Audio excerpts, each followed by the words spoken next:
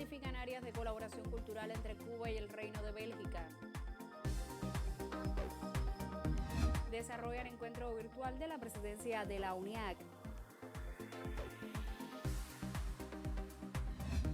Y abre sus puertas novena edición del Festival Internacional de Videoarte de Camagüey.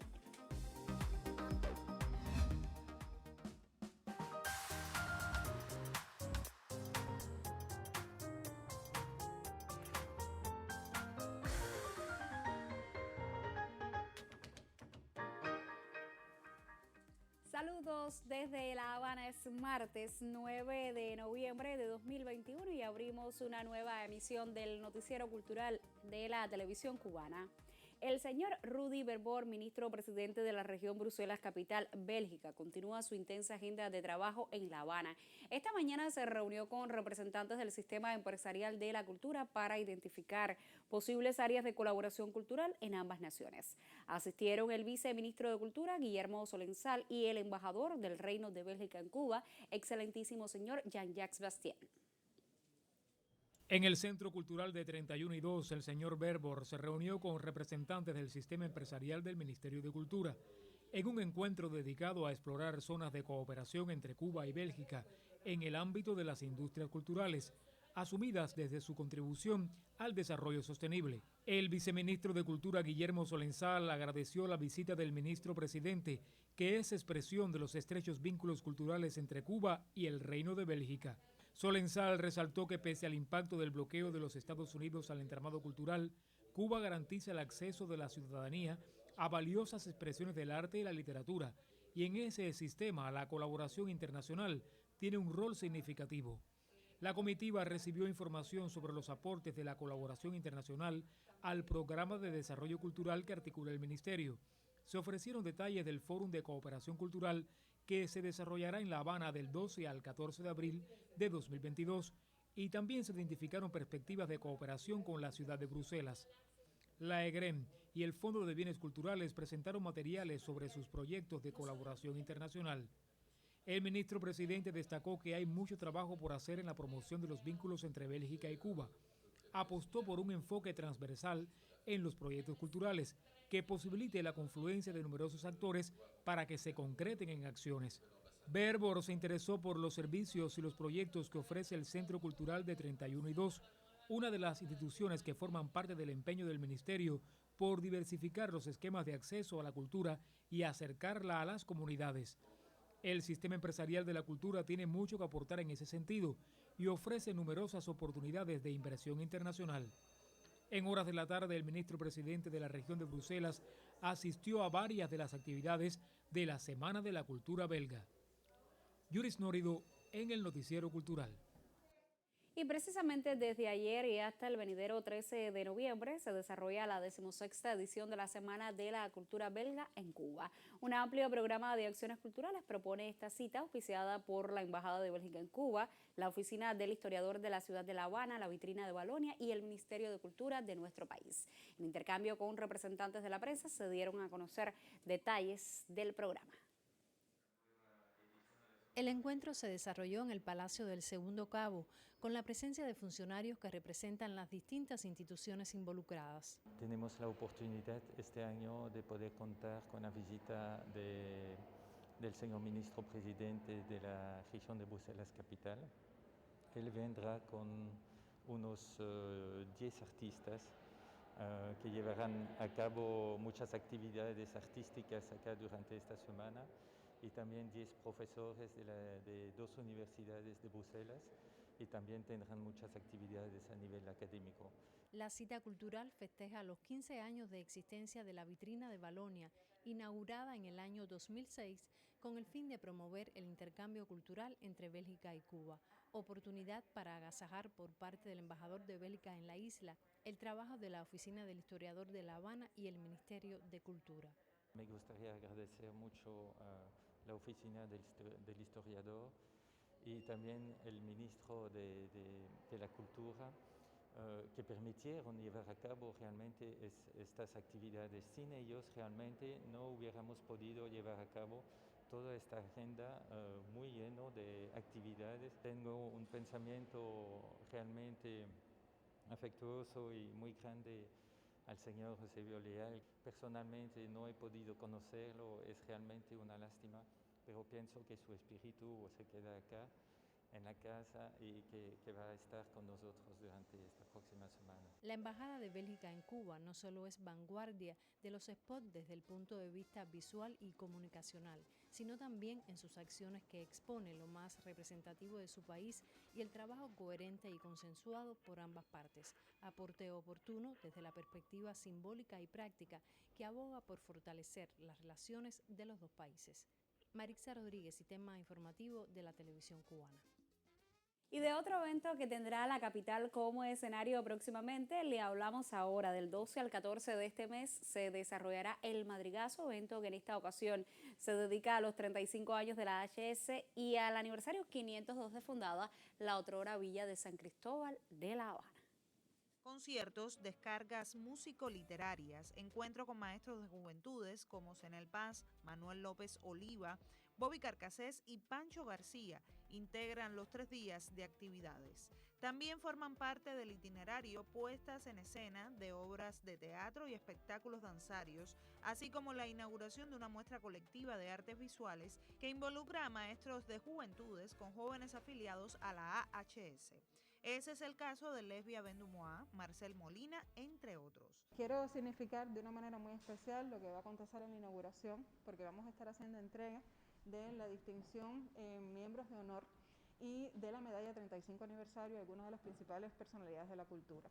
Y esto pues también se va a replicar en la actividad del domingo. Y vamos a entregar entonces la distinción también esta medalla 35 aniversario de Teatro La Poró y a Teatro El Puerto. Este año destaca la intención de adentrarse en las comunidades. Involucrarlos y ponerlos a participar en cómo transformar su comunidad de manera tal de que las cosas que se puedan proyectar están en función de sus intereses, de sus deseos, también de su visión como comunidad. Según sus organizadores, una de las ganancias y diferencias de esta edición del evento constituye el hecho de involucrar a diversos emprendedores en la fiesta de la HS en La Habana. Podemos hablar de proyectos de flores, podemos hablar de proyectos que tienen que ver con el trabajo de la mujer y trabajo de género, podemos hablar de proyectos de barbería, en fin, tenemos casi 4 o 5 proyectos diarios entre viernes, sábado y domingo que van a aglutinar a la población y sobre todo a la gente de la comunidad. Por otra parte, se contará con la presencia del proyecto Oralitura Habana, agrupaciones como Toques del Río, La Cruzada, Ron con Cola, y se llevará a cabo una jam session que involucra al maestro Bobby Carcassés. El rock se hará sentir con luces verdes, por solo mencionar un ejemplo, y el concierto de clausura está a cargo de Pancho Amat y el Cabildo del Son, el domingo 14 de 9 a 10 de la noche. Se une a este empeño el Canal Clave. A través de su señal se estrenará el viernes 12 a las 9 de la noche el concierto Todos los caminos conducen al patio. Y el domingo 14 a las 8:30 p.m. el canal más musical presentará el documental El Madrigazo 2020, La Historia. Claudia Lugo, Noticiero Cultural.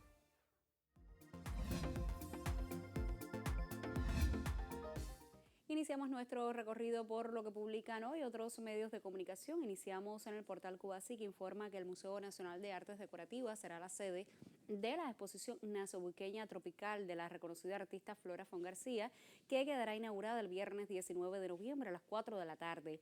El proyecto curatorial propone el despliegue de cerca de 13 pinturas de mediano y gran formato que dialogan con la vajilla perteneciente al tesauro del Museo Nacional de Artes Decorativas. La muestra, que estará abierta al público hasta finales del primer trimestre de 2022, se inserta dentro de las actividades de la 14ª Bienal de La Habana y pretende saludar los aniversarios de la fundación de la República Popular China y de La Habana. Por su parte, la Agencia Cubana de Noticias da a conocer que el Teatro Tomás Terry de la provincia de Cienfuegos reanuda esta semana su programación habitual en algunos de sus locales emblemáticos luego de una pausa motivada por la situación epidemiológica de la COVID-19. Aunque la sala principal del Centenario Coliseo se mantiene en proceso de inversión, las secciones culturales de pequeño formato tendrán como sede al Ateneo Armando Suárez del Villar y el Café Teatro Tomás Terry. Las actividades se desarrollarán cumpliendo las medidas establecidas por las autoridades sanitarias. Y terminamos en la agencia Prensa Latina, que informa que con la presentación del filme Isabel, la historia íntima de la escritora chilena Isabel Allende prosigue hoy en la ciudad italiana de Trieste, la 36ª edición del Festival de Cine Ibero Latinoamericano de esa urbe. El documental, dramatizado y dirigido por Rodrigo Basáez, es una serie de 3 capítulos, la cual será proyectada en 3 días sucesivos en la sección Eventos Especiales, que transcurrirá del 6 al 15 de este mes. Infidelidad femenina específicamente. Si no pones mi nombre, tienes a tu primera entrevista. Nos jugábamos el pellejo. Y precisamente con este tráiler del filme Isabel de Rodrigo Basáez cerramos nuestra revista de prensa solo por hoy. Hacemos ahora una pausa en nuestro recorrido informativo y al regreso le pondremos al tanto del encuentro virtual que sostuvo recientemente la presidencia de la UNIAC.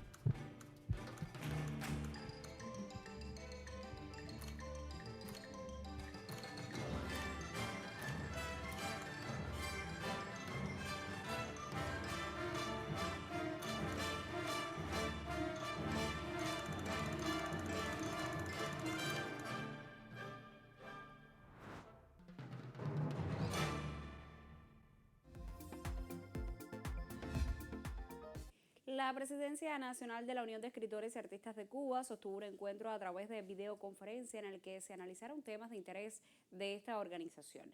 La cita virtual también propició el seguimiento de los acuerdos planteados por los artistas y escritores cubanos durante el 9º Congreso de la UNIAC. A través de videoconferencia, los miembros de la presidencia de la Organización de la Vanguardia Artística Cubana sostuvieron recientemente un debate en el que fueron analizados varios temas de gran interés para esta organización. En el encuentro virtual se dialogó acerca del plan de acciones que se desarrolla en todos los comités provinciales y municipales para celebrar durante todo el año de forma presencial y virtual, atendiendo a la situación epidemiológica de cada territorio, los 60 años de fundación de la UNIAC. En tal sentido, además, se analizaron las acciones del cierre del año y las proyecciones de la programación cultural para el 2022. La cita propició también el análisis del plan de becas y premios que cada año concede la organización para reconocer la labor de creadores del país. En este sentido, se señaló que estos reconocimientos deben ser testigos de la valía y entrega de la obra de los artistas y escritores cubanos.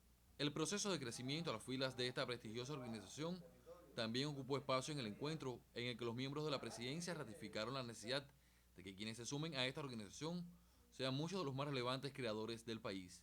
Un estrecho y minucioso análisis de los acuerdos emanados del 9º Congreso se llevó a cabo, en el que los representantes de los comités provinciales de la organización dieron respuesta a cómo se le han ido dando soluciones, con el apoyo de las autoridades gubernamentales, a las problemáticas planteadas en el cónclave de la Organización de la Vanguardia Artística Cubana para un mejor funcionamiento de la Unión de Escritores y Artistas de Cuba.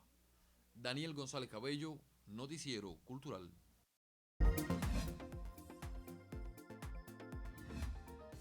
Abrimos ya nuestra sección Contrapunteo, que esta semana ofrece un debate acerca del libro de historia en Cuba. ¿Cuáles son los temas que más se tratan? ¿Cuál es el rol de las instituciones encargadas de la investigación de la historia? ¿Cómo se insertan las editoriales en este proceso? La colega Elindrix vuelve con otro acercamiento a este tema. Los libros digitales se vuelven cada vez más una alternativa viable para las editoriales cubanas. Contratos y colaboraciones de trabajo entre varias instituciones hacen posible tener en digital también los libros de historia. Las editoriales cubanas tenemos muchos libros en varias plataformas en el extranjero. Si nosotros directamente no exportamos los libros, sino es a través de Ediciones Cubanas, que es la editorial autorizada por el Ministerio de Cultura para poder exportar los libros al exterior.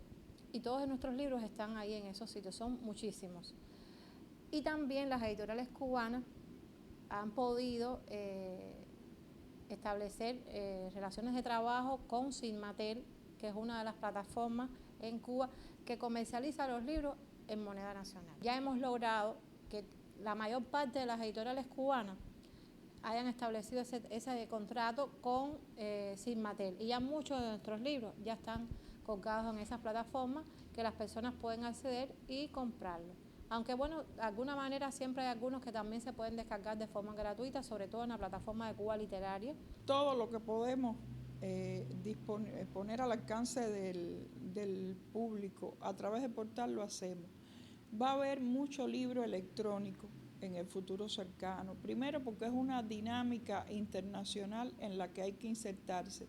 Y segundo, por las limitaciones materiales del papel. Pero los libros nuestros se pueden adquirir en la librería Ismaelillo, que está allí muy cerca de la institución, y también en otras librerías porque se distribuyen por todo el país. Nuestros libros tienen un alcance nacional y muchas veces también salimos a ferias en el exterior y se venden fuera de Cuba. Y se está trabajando en aras de poder vender también en línea, pero bueno, para eso hacen falta determinadas coordinaciones y condiciones ya desde el punto de vista del control económico, etcétera, pero se está trabajando en eso. Pronto podremos también adquirir por vía digital, como ocurre en el resto del mundo, los libros nuestros.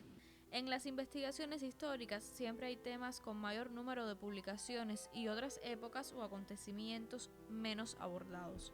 Las temáticas antes, como decía yo, de la República, sí, se ha escrito mucho sobre las guerras de independencia, se ha escrito mucho, y posteriormente un poco menos, pero también se ha escrito mucho sobre la etapa de la República, los años antes de la Revolución.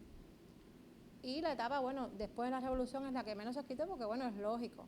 Pero no obstante, yo pienso que hay muchas subtemáticas, como digo, subtemas, que todavía no se han indagado porque la historia es inagotable. La historiografía cubana debe continuar creciendo.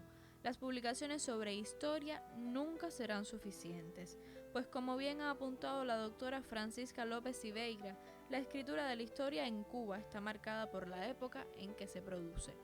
Elin Drix, Noticiero Cultural. Muchísimas gracias a la colega Elin Drix por este segundo acercamiento que nos ofrecía en torno al tema que debatimos durante esta semana en Contrapunteo, el libro de historia en Cuba. Mañana daremos a conocer algunas de las opiniones que nos han llegado a nuestro correo electrónico, que igualmente se los reitero, contrapunteonc@cubarte.cul.cu, o también nos puede dejar un mensaje en nuestra página en Facebook, www.facebook.com/noticierocultural.cuba. Tiempo entonces de hacer otra pausa en este recorrido informativo para nuestros compromisos promocionales, y al regreso le pondremos al tanto del inicio del Festival Internacional de Videoarte de Camagüey.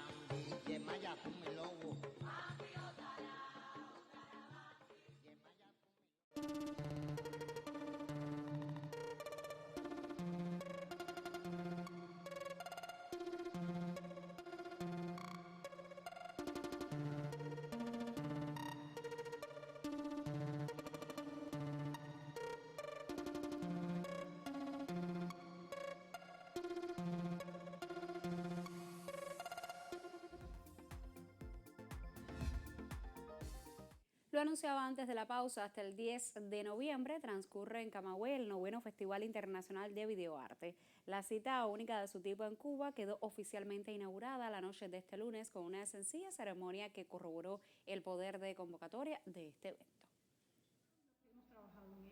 Con el manifiesto propósito de convertirse en una fiesta para el público y también una oportunidad para celebrar el trabajo creador de los artistas, comenzó en la capital agramontina el 9º Festival Internacional de Videoarte de Camagüey, FIVAC.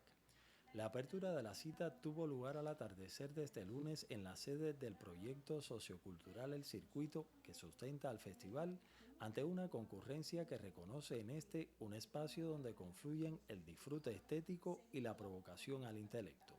Estamos aquí luego de posponer la habitual fecha de presentación en abril, porque siempre apostamos por la presencialidad, por el encuentro con el espectador local, ya que para nosotros, sin ustedes, no tiene mucho sentido FIBAC.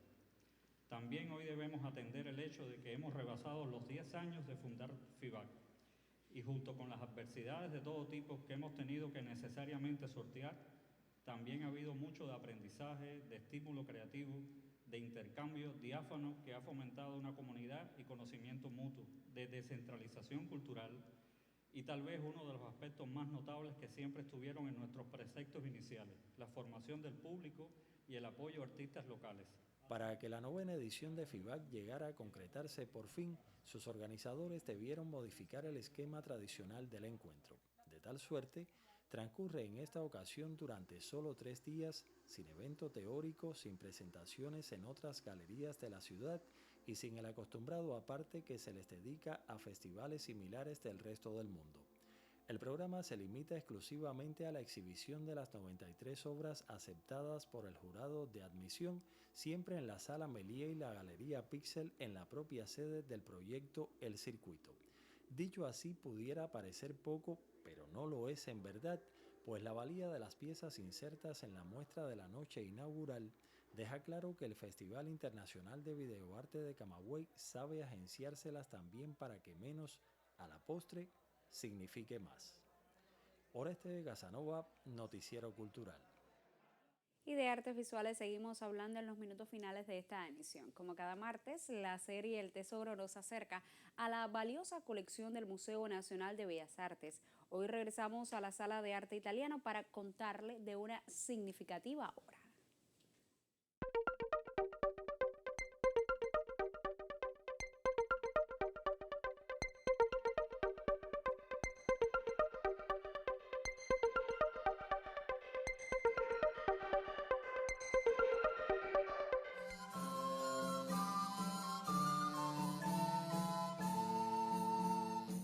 Vittore Carpaccio fue uno de los más singulares pintores del Quattrocento italiano, particularmente en el contexto veneciano. De hecho, está reconocido como uno de los más importantes artistas de la transición entre los siglos XV y XVI. Pero llama la atención el hecho de que siempre se mantuviera alejado de las principales corrientes pictóricas de su tiempo. Carpaccio desarrolló un estilo muy personal. El Museo Nacional de Bellas Artes atesora una obra que lo demuestra. Vittore Carpaccio es un artista italiano nacido en Venecia, según la documentación, hacia 1455 y fallece en 1525. Fue alumno y seguidor de Gentile y Giovanni Bellini y ha sido considerado un excelente continuador de esta tradición de la pintura narrativa establecida en la escuela veneciana de la mano de la dinastía belliniana. Carpaccio tuvo el mecenazgo de una de las familias venecianas más importantes de la época, que fueron los Loredan, y particularmente de Leonardo Loredan, quien llegó a ser dogo de Venecia, es decir, el príncipe, el ente rector más importante de los destinos de la ciudad. El artista y teórico del arte italiano Vasari escribió en su libro Vidas de los más célebres arquitectos, pintores y escultores italianos desde Cimabue hasta nuestros días, que Carpaccio era un artista que lograba reflejar hermosas perspectivas vistas en lontananza, como es posible apreciar en la obra que les presentamos en el día de hoy.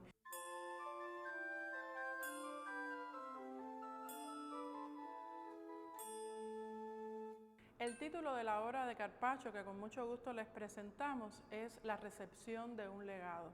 Y es una obra que recoge algunos de los elementos estilísticos de Carpaccio, como puede ser la gran presencia de los tonos tierra, el cual aparece salpicado por un colorido muy bien acotado por el artista, que va liando las diferentes áreas de la composición. Otro elemento que es identitario de este artista veneciano es el uso en diferentes lugares de la composición de determinadas columnas, a veces en función decorativa, conmemorativa, etcétera, pero es un elemento que prácticamente constituye una firma autoral. La pieza tiene una lectura de derecha a izquierda. Muchos historiadores que la han apreciado han colocado, como podemos ver, en el segmento de la derecha lo que sería la espera, mientras que en el segmento de la izquierda pues ya el legado, el emisario, ha llegado y está saludando al dogo, la figura regente de Venecia, mientras en el fondo se colocan algunos hombres un poco más jóvenes que aparentemente están se están llevando de la escena los caballos en los que imaginamos acaba de llegar el legado y su comitiva. La obra que presentamos puede interpretarse como una loa a la diplomacia, o visto en un sentido más amplio, una loa a la civilidad, a la vida con tranquilidad, con respeto, al humanismo que estaba promulgando el Renacimiento y en el cual Venecia se está insertando. Y no podemos olvidar que Italia fue, en el contexto de los países europeos, la cuna moderno de la diplomacia.